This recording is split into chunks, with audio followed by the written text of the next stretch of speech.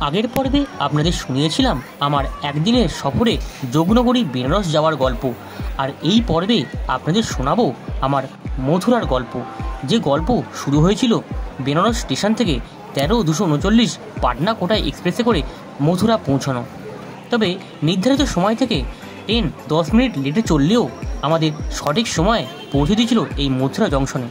তাহলে চলুন শুরু করা যাক আর বেশি দেরি না করে আজকের এই গল্প, মথুরা বৃন্দাবনের গল্প। সকালবেলা মথুরা জংশনে এত ভিড় হবে আমি আশা করতে পারিনি।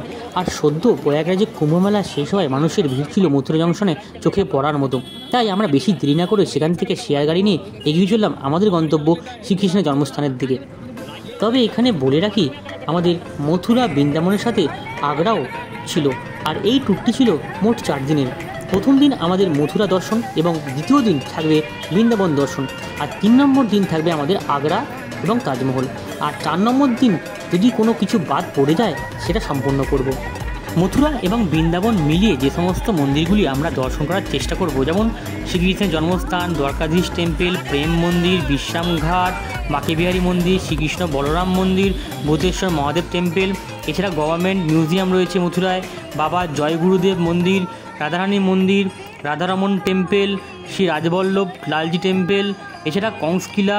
এছাড়া সময় পেলে আমরা বাকি মন্দিরগুলো দর্শন করার চেষ্টা করব এবং আপনাদের সামনে তুলে ধরার চেষ্টা করব। আমাদের হোটেলটি শ্রীকৃষ্ণের জন্মস্থান মন্দিরের পাশেই হওয়ায় আলাদা করে আর আমাদের এই মন্দির দর্শন করতে হয়নি। তবে মন্দিরের পাশেই যেহেতু আমাদের হোটেলটি ছিল, সেখানে এভাবেই অনবরত ঘুরে বেড়াচ্ছিল এই বাঁদর। এই বাঁদর যার কাছে যা পাচ্ছে কেড়ে নিয়ে চলে যায়। তাই এখানে গেলে অবশ্যই সাবধান থাকবেন আপনাদের ব্যাগ, মোবাইল এবং চশমা থেকে। তবে তারপরেই আমরা ফ্রেশ হয়ে হোটেল থেকে বেরিয়ে পড়লাম আমাদের প্রথম গন্তব্য দর্শনীয় স্থান বারসানার উদ্দেশ্যে। বারসানা হলো রাধারানী টেম্পল, যা রাধার জন্মস্থান নামে খ্যাত। তাই সেখানেই আমাদের প্রথম গন্তব্য এই রাধারানী টেম্পলের দিকে, যা লাডলিজি মন্দির নামেও খ্যাত। ওখানকার স্থানীয় লোকের মুখে শোনা যায় দোলের সময় এই লাডলিজি বা রাধারানী টেম্পলে প্রচুর ভক্তের সমাগম হয়, আর প্রচুর ভক্ত আসেন এই বারসানা মন্দিরে রাধারানী টেম্পলে।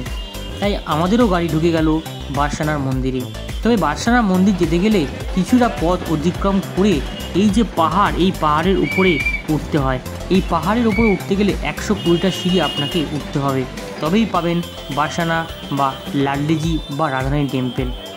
তবে এখানে বলে রাখি, আপনি বারসানা মন্দির বা রাধারানী টেম্পল দুটি উপায়ে যেতে পারেন। এক, আপনাকে 120টা সিঁড়ি চড়ে উঠতে হবে বারসানা মন্দির, যেখানে রাধারানী টেম্পল পাবেন।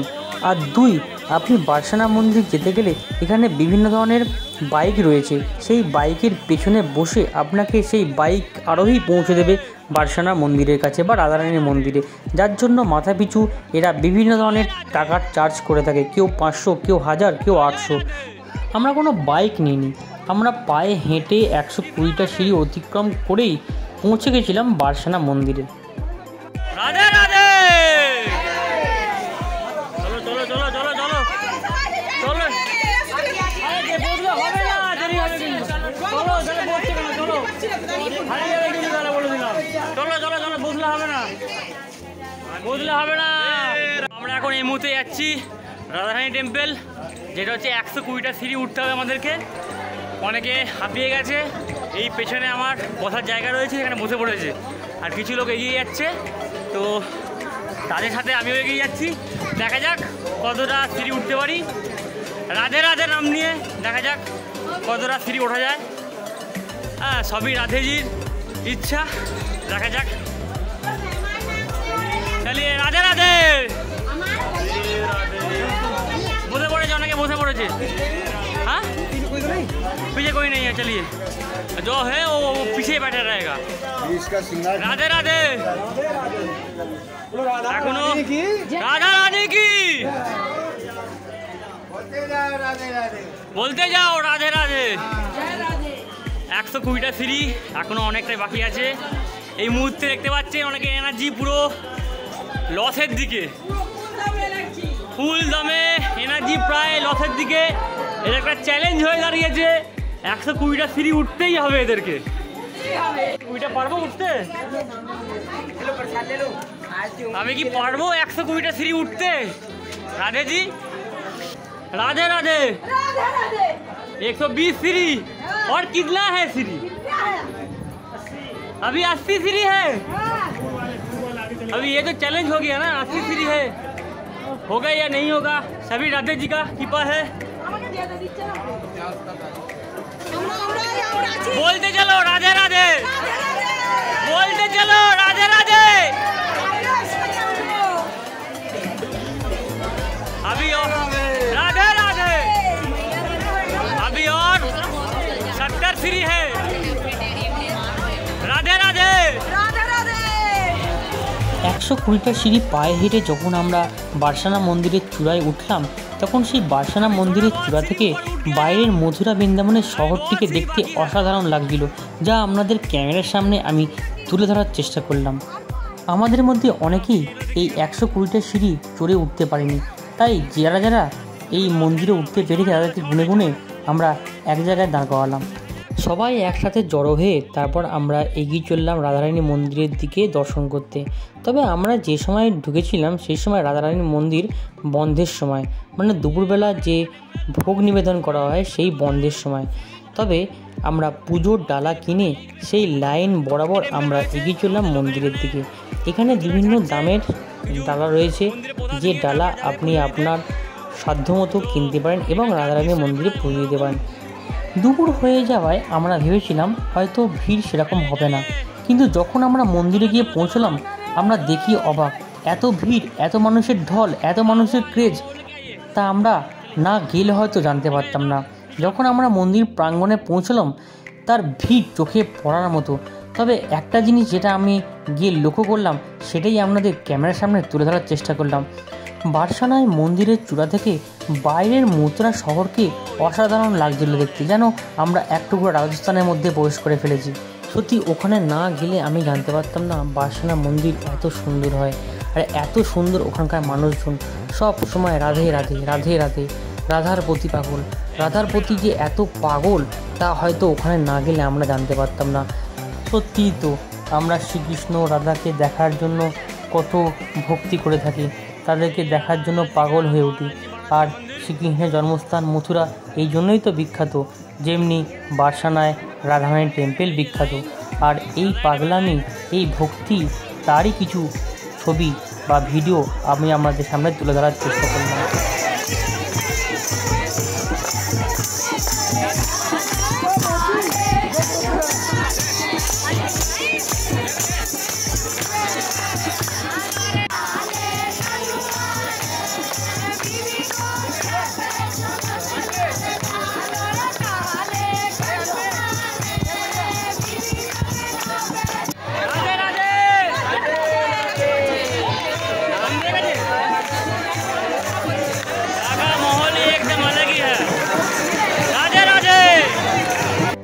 সত্যি এখানে এসে যেন নিজেকে ধন্য বলে মনে হয়।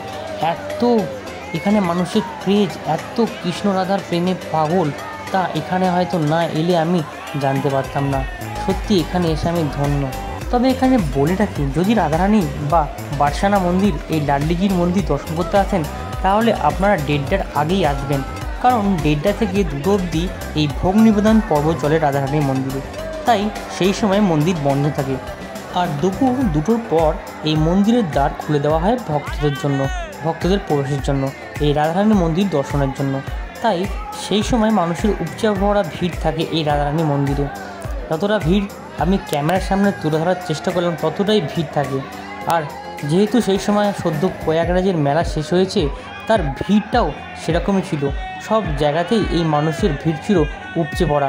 সেখানে না গেলে হয়তো এরকম দৃশ্য আমি হয়তো ক্যামেরাবন্দি করতে পারতাম না।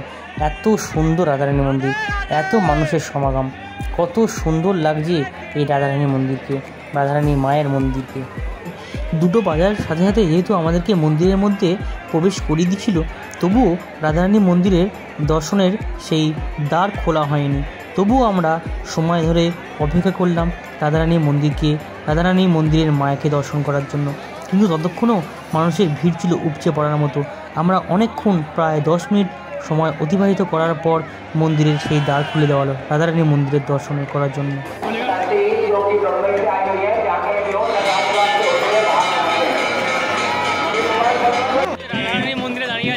টেম্পল, তার পেছনে ভিউটা খালি দেখো।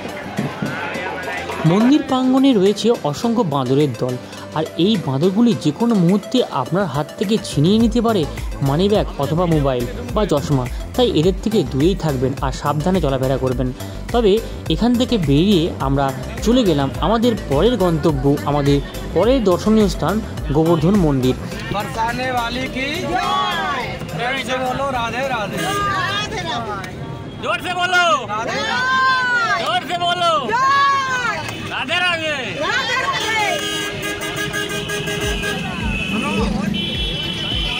বারসানা বা রাধারানী টেম্পল হয়ে আমরা পৌঁছে গেলাম আমাদের পরের গন্তব্য, পরের দর্শনীয় স্থান গোবর্ধন মন্দির, যেটি গোবর্ধন পর্বত নামেও বিখ্যাত। তবে এখানে কথিত আছে ভগবান শ্রীকৃষ্ণ তার কনিষ্ঠ আঙুল দিয়ে পুরো পর্বতটি তুলে নিয়েছিলেন বৃন্দাবনের মানুষকে অহংকারী দেবতা ইন্দ্রের প্রেরিত প্রবল ঝড় ও বন্যা থেকে রক্ষা করার জন্য। আর ভগবান শ্রীকৃষ্ণের এই কাজ পর্বতের ঐশ্বরিক সুরক্ষা প্রদর্শন করেছিল এবং ইন্দ্রের সেই অহংকার ভেঙে যায়, যার ফলে তিনি ক্ষমাও চেয়েছিলেন ভগবান শ্রীকৃষ্ণের কাছে, এবং তখনই ভগবান শ্রীকৃষ্ণের প্রকৃত শক্তির স্বীকৃতি পায়। গোবর্ধন মন্দিরের প্রাঙ্গণেই রয়েছে একটি পরিক্রমা মার্গ, আর এই পরিক্রমা মার্গে পরিক্রমা করলে শোনা যায় দুর্ভোগ কেটে যায়, আর এই পরিক্রমা করলেই পুরোপুরি গোবর্ধন মন্দিরের যে পরিক্রমা সেটিও সুসম্পন্ন হয়। তাই আমরা এই পরিক্রমা করে আমাদের যাত্রাটিকে সফল করেছিলাম। অনেক দর্শনার্থীরা দূর দূর থেকে আসেন এই গোবর্ধন মন্দিরে পরিক্রমা করতে।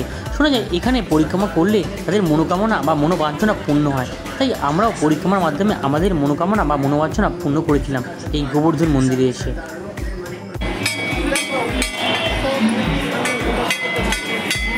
গোবর্ধন মন্দিরে বেরোনোর গেট হচ্ছে এটাতে বেরোতে হয়।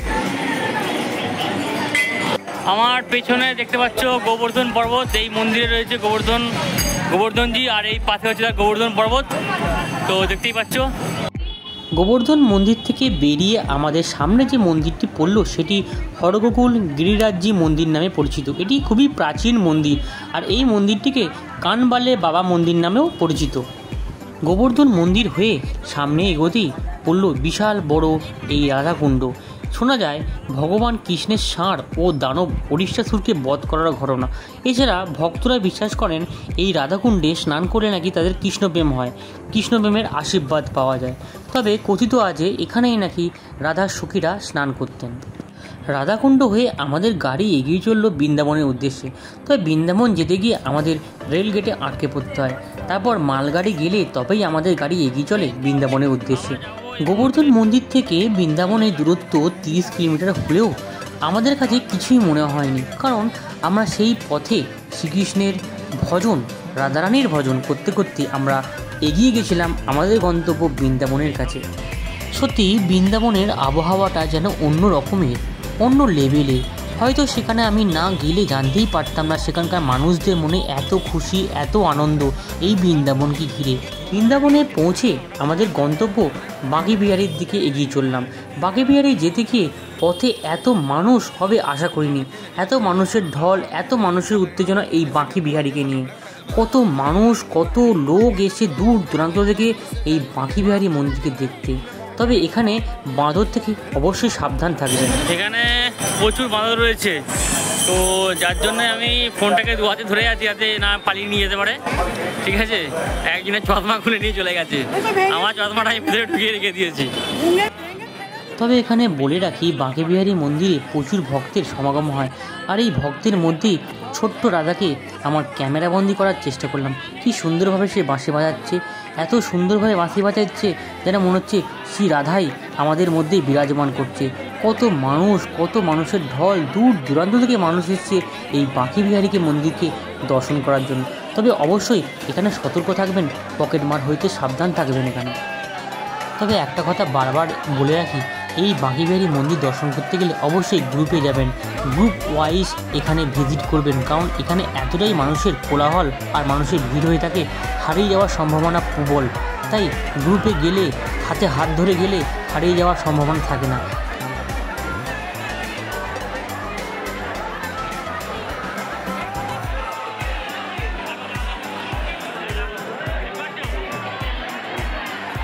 বাঁকে বিহারী মন্দির দর্শন করে আমরা চলে এসেছিলাম আমাদের পরের গন্তব্য এই প্রেম মন্দির।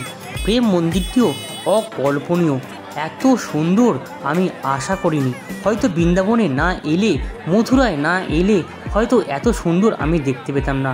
তাই যদি আসেন অবশ্যই মথুরায় বা বৃন্দাবনে এই প্রেম মন্দির অবশ্যই দর্শন করবেন। তবে এখানে বলে রাখি, বৃন্দাবনের প্রেম মন্দির, যা ঐশ্বরিক প্রেমের মন্দির নামেও পরিচিত, এটি জগৎগুরু শ্রী কৃপালুজি মহারাজ কর্তৃক নির্মিত হয়েছিল এবং তার লক্ষ্য ছিল ভক্তি সম্পর্কে তার শিক্ষা সংরক্ষণ করা, এবং এটি তিনি 2001 সালে নির্মাণ কাজ শুরু করেছিলেন আর 2012 সালে এই মন্দিরটি নির্মাণ কাজ সম্পন্ন হয়েছিল।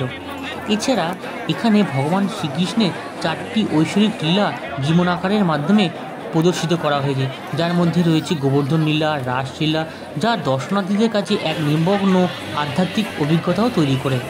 প্রেম মন্দিরে শ্রীকৃষ্ণের যে 4টি লীলার কথা বলেছিলাম, সেই 4টি লীলাই এই প্রেম মন্দিরে তুলে ধরা হয়েছে, যেমন ঝুলন লীলা, গোবর্ধন লীলা, রাসলীলা, কালিয়া নাগ লীলা, সব কিছুই এই প্রেম মন্দিরে একটি গল্পের আকারে তুলে ধরা হয়েছে আমাদের কাছে। এই প্রেম মন্দিরের স্থাপত্যে রাধাকৃষ্ণ এবং সীতারামের জীবনের দৃশ্য তুলে ধরা হয়েছে পাথরের খোদাই করার মাধ্যমে। হয়তো একদিনও ঘুরলে এই প্রেম মন্দির পুরোটা ঘোরা হবে না, এত সুন্দরভাবে তৈরি করেছে এই প্রেম মন্দির।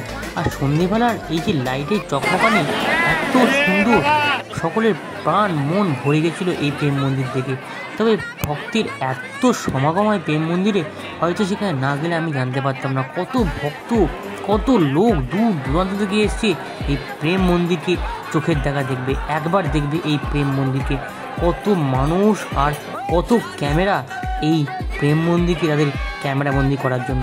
সবার মুখে রাধে রাধে রাধে রাধে, হরে কৃষ্ণ হরে রাধে, এই নাম উচ্চারিত হতে হতে হতে হতে আমরা সবাই প্রেম মন্দিরের মধ্যে ঢুকে পড়লাম।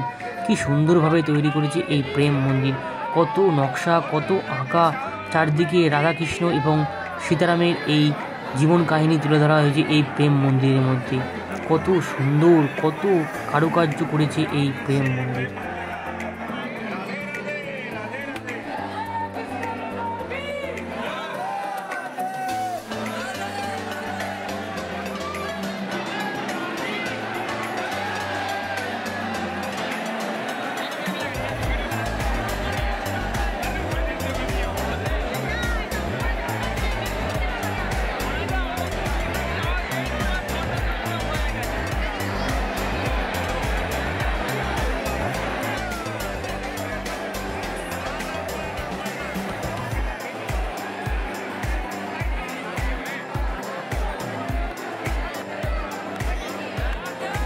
সময়ের অভাবে আমরা মথুরা বৃন্দাবনের অনেক মন্দিরই দর্শন করতে পাইনি, আর প্রতিটা মন্দিরই দেখতে দেখতে প্রায় অনেকটা সময় আমাদের অতিবাহিত হয়ে গেছিলো। তাই সন্ধে হয়ে যাওয়ায় অনেক মন্দিরই শেষ 8টা অবধি খোলা থাকে, তারপর দর্শনার্থীদের জন্য বন্ধ করে দেওয়া হয় মন্দির। এরকমই আমরা অনেক মন্দির দর্শন করতে পারিনি, যেমন চারধাম মন্দির, এছাড়া ইস্কনের মন্দির, এছাড়া আরও অনেক মন্দির আমরা দর্শন করতে পারিনি। এই চারধাম মন্দিরটি আমাদের রাস্তায় দিয়ে যেতে গিয়ে আমাদের চোখের সামনে পড়লো। দেখা হবে পরের ভিডিওয়ে, আজ এখানেই রাখলাম।